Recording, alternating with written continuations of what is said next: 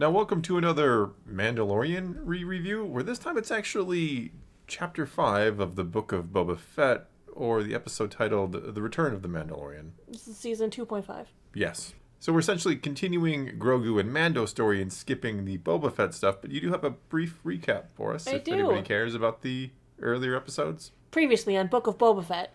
Well, just in case anyone wants to know what's been going on up to this point, because the last couple, or one episode, will go back to the story. If not, just skip past it. I'm sure you'll include a nice little chapter marker. No, they gotta listen. Oh. Alright. Context from the first 4 episodes of Book of Boba Fett. Boba crawled out of the Sarlacc pit and was taken in by Tusken Raiders, like his new family, and he liked them. Then he helped them destroy/raid a spice train that goes through their lands and that kills them. This angered the Pike Syndicate because it was theirs, and they kind of think they're in control now. All the Tuskens then were killed while Boba Fett was out. He went and saved Fennec Shand, got her all modded up. The two of them took over as the new Daimo of Tatooine. And he's kind of like, I'm going to rule with respect, and I'm Boba Fett, and I rule now. But no one really believes that. But he's going to war with the Pikes. He told the other crime lords, hey, stay out of it, and everything will be cool, and I'll pay you, it'll be great. And they're like, sure, we'll stay out of it, good idea. But he found out he needs more muscle, because right now all he has is Shand, the Mod Kids, 2 Gamorreans, and Chrysanthemum. The Mod Kids count? They count. They've got some base Vespas. They count. Fennec says with enough credits, she can get them more muscle. And that's where the episode begins. Back to the Book of Boba Fett, we open in a butcher shop type place, with Mando unexpectedly arriving. He walks through the shop and finds what he's looking for. His bounty. Mando fights the Bulldog people, first by saying... The Klatooians, yes. They look like they have bulldog faces. Yep. But first he says his catchline of, I can bring you in warm, or I can bring you in cold. To show us he's reverted back to his old ways without Grogu. Yes. Well, he fights using the Darksaber, but he's not really skilled yet, and he cuts himself pretty good. He also cut some of them up pretty good, too. Yeah, and he does manage to collect the head of the person he came for. It's a very violent opening. Really violent. I kind of expected that out of... No, it's back to season 1 opening of Mando. Back to violence and cutting people in half indoors. Well, they're very much trying to show like he is just completely reverted back to his old self here. Mm-hmm. That he's missing Grogu because Grogu made him a better person. I miss Grogu too. We should bring him back right now. But the irony is I kind of expected this kind of violence out of Boba Fett. What? Yeah. Oh well. We find out we are actually on a ring world, similar to Halo, which is a kind of cool addition to the Star Wars lore, that it's an artificial ring planet type thing that they live on. I like that a lot. Mando kind of limps on with his bounty. He heads on into the club where he's turning the bounty into the head, and he just wants information for getting to the substructure in exchange. That information helps lead him to a Mandalorian covert. And the armorer. Ta-da! And Paz. And Paz is there as well. They heal up his wound, and he kind of apologizes / thanks Paz for what happened on Navarro. Paz and they're going to be friends for 3 minutes. It's okay, man. It's wonderful. We're covert. We're a team Until now. I saw you got the Darksaber, and then I can't take my eyes off that beauty. Mando I love that he just kind of stares at it. You just love to... Go ahead, I do. Yeah, we aren't there yet. Mando shows armorer the Darksaber. She says that if is one in combat, one can lead Mandalore. But if not, it is a curse. Which could be why Mandalore fell. But we'll get into that because she kind of mentions that. Well, yeah, she kind of talks trash about bo-katan and how she got it. The hilt is of a quality of Beskar he's never seen before. But he's completed his mission, and now he's invited to join the covert again. It kind of excites him. He's back with people. He's not a lone dog anymore. Yep. Paz wants to know about how he got the saber. Paz and the armorer want Gideon dead for what he did to Mandalore after they hear that he only disarmed him. Armorer doesn't like the Beskar spear either, because it can pierce Beskar armor, and so Beskar should only be used for armor.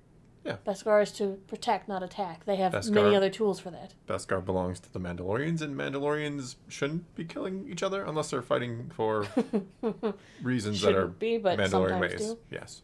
Mando asks her to forge it into armor then. He doesn't want it. Mando then asks her if she's ever heard of someone named bo-katan, who Armorer says tried to claim Mandalore based on bloodline A cautionary tale. and a gifted saber, which is not the way. No. Sabine No. gave her the saber. Maybe Sabine should have known better. Well, maybe. Maybe Sabine should have lost a hand to Mandalore. So that... Why? I don't know. Just because? Because then maybe Mandalore wouldn't have fallen. It wouldn't have been cursed. I like that Sabine... They would have dueled. Sabine didn't find the saber heavy, is one thing I find interesting, even though No, she she was found very it much... hard to work with, though. Yeah, but she didn't, like... She trained with Kanan for a long time. I like when Paz first picks it up. Like, it's immediately heavy for that guy. Like, Wow. he can barely lift the damn thing. I mean, Mando does it pretty good, and then he slowly but surely kind of gets heavy, but... Nah, Sabine never really had the heavy issue. She didn't have a heavy issue, but she had a lot of hard time wielding it at first. Well, because she was struggling with some other things. I mean, yeah, but she it could have made a weapon. been a similar... looking back, you could say it maybe had some similar issues. It was only heavy because he was fighting against it. Yeah, she makes a weapon that hurts Mandalorian or can destroy Mandalorian armor, as we learned in the... But we're getting ahead again. Well, we're getting off to another show, actually. Then we get to see a scene of the Night of a Thousand Tears. Oh, you mean Terminator? Mm-hmm. No, it looked awesome. I'm not And criticizing. if they were on Mandalore, they would have died too, but the coverts, these little groups who follow the Creed, they were all on Concordia. The Creed has been how they've survived.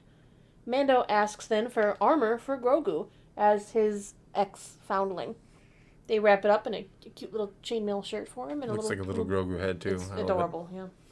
Armor then begins to train Mando on how to use the saber. He says it gets heavier with each move. She says it's because he is fighting against it. It's not controlled with strength. So maybe that's how come it was working better with Sabine, because she was working with it, not against it. She was having issues. Yeah, but then she started working with it. Sure. Paz says that maybe the saber belongs in someone else's hands, that it was forged by his ancestor. So it's time to duel. It's a Yu-Gi-Oh reference for anyone who gets it. Oh, probably. Yeah, you don't.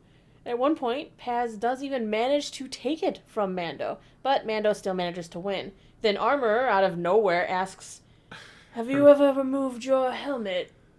Oops. Yep. Just lie. He did that. I know. No, Mandalorians don't lie. Then, he is a Mandalorian no more. You're an apostate. An apostate. By Creed, you can only be redeemed in the living waters on some sort of a cave or mine in Mandalore. Yeah, on the dead planet of Mandalore. Yep. So Mando leaves, or kind of is cast out. He has to board a commercial flight to Tatooine, where he has to remove all his weapons to do it, and it's kind of funny. When he gets there, he has to stop at the baggage claim, then to pick his all stuff back up. Then we get to see our first live-action BD droid. Hey, look, everyone, it's Mando! Yeah. We are back on Tatooine, hanging out with Peli. She sent Mando a message about a new ship to replace his Razor Crest. She shows him a decrepit-looking N1 starfighter that needs a lot of work. Plus, that ship is pre-Empire, so it shouldn't be able to be tracked and stuff. The pair put the ship back together during a montage, doing some modifications to make it faster. They paint it kind of up to look like Mando's Razor Crest again, because it's all chrome-looking and a little bit of yellow like the Razor Crest was. You can tell Mando still misses the crest, because he's still like, yeah, I'll take the crest, though, if you get a Razor Crest, though. You left out the part about dating Jawas. There's no reason to mention it.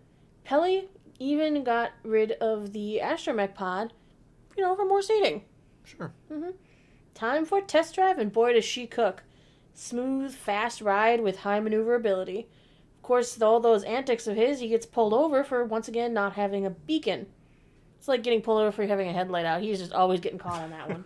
It's like your registration is not, properly filed. They say they're going to let him off with a warning, but then one of the X-Wing pilots is the one I've been calling Captain Rancor. Because he has a little Rancor badge, yes. Yeah, for those who don't know why you call him Captain Rancor. But he's a New Republic officer with an actual name, which I don't remember. I don't think they've ever said it. So there. Not in the show, but he has. Yeah, it's been mentioned elsewhere. And he remembers Mando's voice, and he's, hey, we were tracking some Imperial remnants. There was a problem on Navarro, and Navarro's like, what officer? And he powers up his sublight thrusters, and he's just out of there. Yeah. So, I'm pretty sure the threat that is out there is the Imperial remnant. That's what he's continuously talking about. Mm-hmm. It's probably much, much bigger than we even think, because we heard it mentioned. Well, it is interesting that Moff Gideon only has, a light cruiser. And it's like, okay, well, are there any Star Destroyers? Are there any Super Star Destroyers? What do you got out there? Then when he gets back and lands, Peli asks how it was, and he says, Wizard. Yeah, this was the back half of this episode is like an homage to Well, not an homage, but it definitely has a lot of episode 1 stuff. You're an homage to old things. Well, it's the same. The pod race course. It's an N1. He says wizard. I mean, it's cool. I'm not complaining. I thought it was awesome, actually. Well, then Fennec comes a-calling on Mando, offering him work.